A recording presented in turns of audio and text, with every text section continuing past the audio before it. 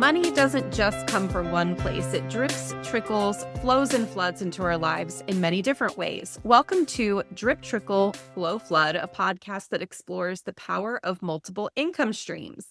And today we are going to talk about a really good topic, which is renting versus buying. Tony, I'm excited to talk about this with you. Yeah, I am too. I have a feeling our listeners may have kind of an assumption on my perspective on this. I did. They might be a little surprised at how my journey and my perspective on this is. I definitely had an assumption, to be honest. I'm like, I think you would probably have a really strong opinion one way or the other. And given that you are a real estate investor, I think we can all guess which way. But there are definitely experts out there. Ramit Sethi would be one of them. He wrote an entire article and I think did a video about this as well, about renting is not a waste of money, which oftentimes you hear, I think, in the media or just generally in the nation, that buying is always better than renting. But some folks will say it can even be the smarter financial choice to rent over buying, depending on the personal situation, especially if you invest the difference. So, Tony, I think you need to go ahead and just spill it. What are your thoughts about this topic? So when I do business coaching, when I talk to people, they want to buy a house, get into real estate. A lot of people I rent to, they want to buy a house. And I am a huge proponent of home ownership. I think it is extremely valuable thing. However, if you're not buying with the right reason in mind, then it can be a huge detriment. And I think that renting can be the best choice. And I owned, at least a couple, maybe 3 places before I ever lived in something that I owned. And then I didn't even live there that long. I turned it into a rental after a year and a half and then went and rented again. And for me, my whole thing, especially when I was first getting into it, was if I can find a place to rent where I'm renting that room for less than what I'm renting out each room for in that other house, then this is a net positive for me. And that was my whole perspective. And so that whole thing of why are you buying a piece of real estate? Specifically, why are you buying something to live in? And if it's, I want to buy this house because I want to have this garden and make this place my own, and this is what I'm willing to spend my money on because I think it's going to be a quality of life decision, then great. Find a place and buy a house. If it's, I want to buy this place because it's the best financial decision, that's a whole nother discussion. And I would say that often time and timing is the more important aspect when you're doing that. And sometimes the absolute right decision is to rent. And that can be tough for people because we've been taught for so long that you've got to buy a house. It's the biggest investment of your life and blah, blah, blah. But buying the house you're going to live in often is not an investment. It's often an emotional decision. And when you start fixing things and paying property taxes and doing all of the things, it may not be an investment at all. It's just like spending your money on some other thing that just makes you happy. And so it's really what's that purpose behind the purchase? Yeah, that's a really good way to think about it. The why behind it. And that why might be different for everybody.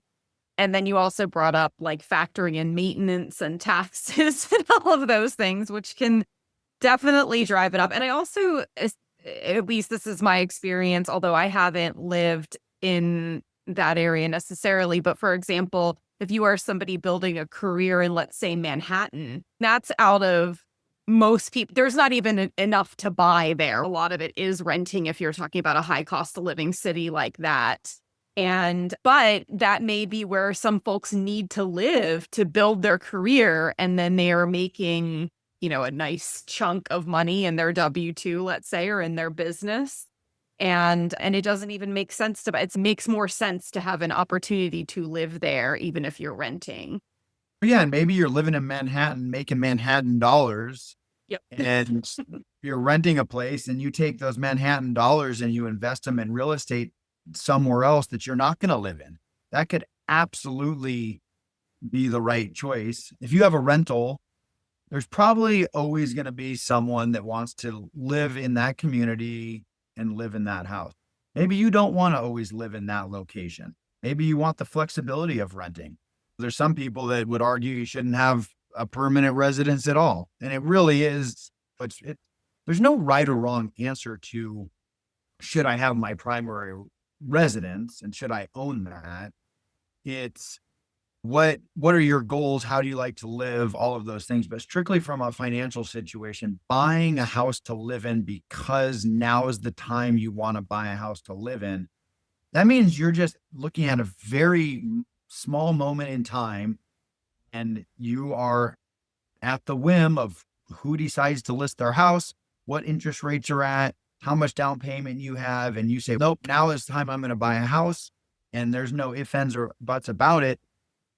You may not get a good deal. You might get a bad deal. You might buy a money pit. There's all sorts of things. Sometimes that purchase could financially really set you back. Again, if you're starting your family and you say, this is where I want to be, and then there's nothing wrong with making that decision. But I think it's important to understand that it might not be a financial decision. I thought it was interesting. Oh, go ahead. Well, an interesting situation where we had built a house for this couple. Beautiful house overlooking the lake. And it was one of the first jobs I worked at. I worked in their yard at age 16 and helped do the landscaping, and super nice people. And they came to us and said, we'd like you to build us a new house. We want to be a little closer into town. And at the time we were building a duplex, and I go, would you ever rent? And they go, yeah, I guess we'd rent. And so they ended up, before we had finished, they actually helped pick out some of the finishes. They signed a 10-year lease. They're actually just entering their 11th year. And for them, it just made perfect life sense. Now, they were in retirement age, but they were able to sell their house. I think basically what they were going to be making off of their interest, they could make their rent payments or somewhere around there. And maybe not quite, but they didn't have to worry about maintenance. They didn't have to worry about taxes. They didn't have to worry about insurance. They had us that if there's something wrong, they get to call up the contractor that they used to call up and pay to fix things. Now they call us up and we just come fix them. And there really is it's an interesting perspective, that idea of renting and the flexibility and the ease of life that can provide. Yeah, that flexibility is a big thing. You brought up something interesting a couple minutes ago about how you didn't own your own home that you lived in. You were like buying investments essentially before you bought your home that you and your wife, Lindsay, live in. So I'm curious about that. Can you tell us a little bit more? Because I know a lot of our listeners haven't even purchased their first home yet. And so this is very interesting to think, again, cultural conditioning is buy a home, like that's your goal. But this is very intriguing that maybe for some folks, they should be focused on investment properties before they even think about their own home, depending.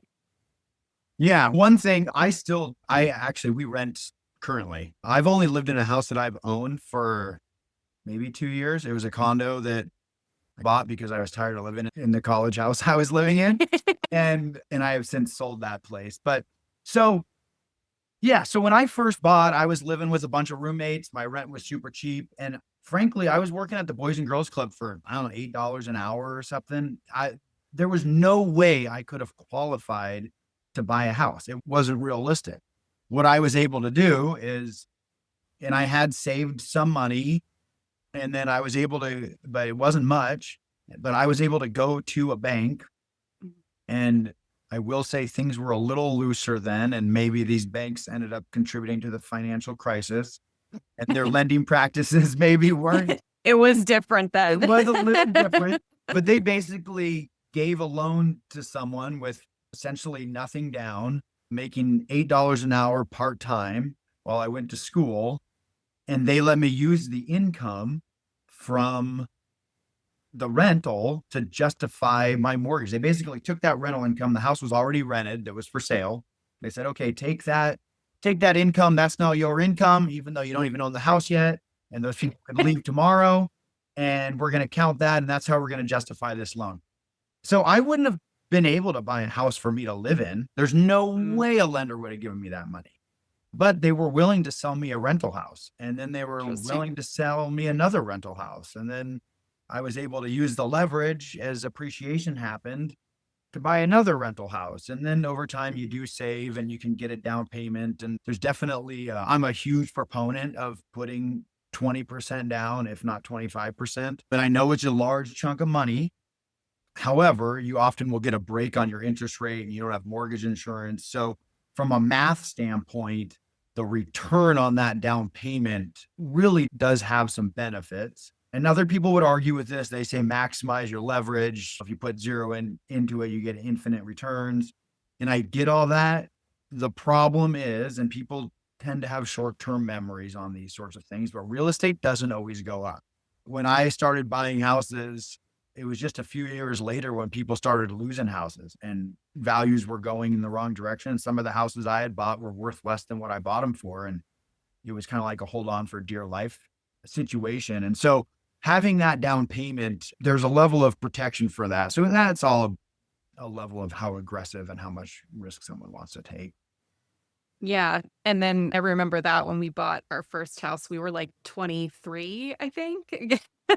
My husband and I, and we had pretty good income for 23 years old because Gary was in tennis at the time and I worked in pharmaceuticals. So it was like we had a decent, so that's not that shocking, but we couldn't afford the 20%. So we did, I don't remember what we put down. Maybe it was 10. And then we had that principal mortgage interest for maybe a year. And then we just refinanced and then we were able to get rid of that and get like a better rate. So I think like the thing is you can get creative, right? That's not even that creative, but it sounds like from what you've done, there are lots of different things you can do to get creative. Probably one of those is making a relationship with your local banker, like in our other episode, because then you can learn about these creative methods.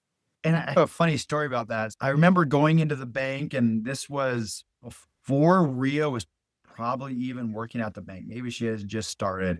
And I was talking to a lender, and he goes, "What do you want to do with your life, Tony?" I just graduated from college. I go, "I don't know. I think I want to be a real estate investor." And super nice guy, fantastic. I chuckled a little bit, and I was starting to build that relationship, and it did take time. There were times where I'd go into the bank and I'd be like, "Give me this loan. This is all going to work out." And they're like, "I don't know, kid. You don't make any money." And so building that relationship and just proving that you're that sacred cow that shows up every month and always makes your payments, especially with a local bank, they see that, they acknowledge that, and they can, not that they're going to do something totally crazy, but they definitely have a little more flexibility than if you're just some random person off the street.